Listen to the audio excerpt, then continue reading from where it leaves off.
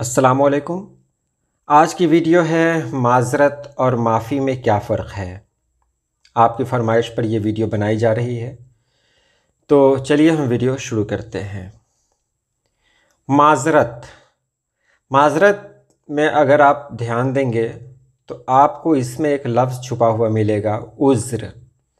उज़्र कहते हैं हैला, बहाना को, यानी जिसमें इंसान अपनी गलती तस्लीम करते हुए उज़्र पेश करे, यानी कोई बहाना पेश करे।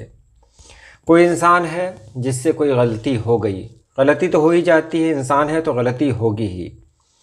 तो अगर कोई गलती हुई तो उस पर अगर कुछ कहा जाए, कोई एक्शन लिया जाए या उससे शिकायत की जाए या उसको कुछ कहा जाए, तो अगर वो उस गलती के लिए उज़्र करता है, यानी कोई बहाना पेश करता है, कोई मतलब कुछ सफाई में कुछ अगर कहता है, तब उसको माज़रत कहते हैं।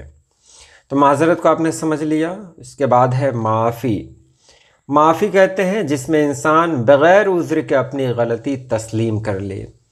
यहाँ उज़्र नहीं, यहाँ कोई बहाना नहीं, सीधे सीधे अगर किसी की गलती हुई तो वो अपनी गलती को मुकम्मल तौर पर तस्लीम कर ले, वो मान ले, किसी बहाने की ज़रूरत नहीं, सीधे मान ले कि हाँ हमसे गलती हुई है, तो ये माफ़ी कहलाती है।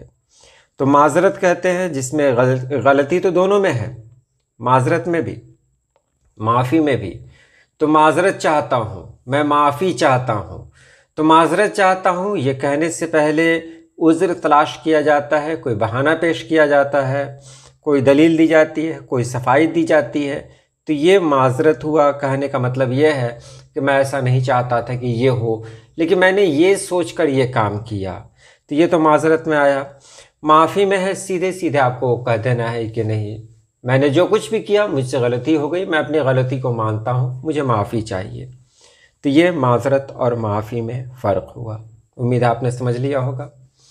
आप भी कमेंट करें, अच्छे अच्छे कमेंट की ज़रूरत हमेशा रहती है। बहुत अच्छा लगता है आप लोगों के कमेंट्स को पढ़कर, हौसला मिलता है।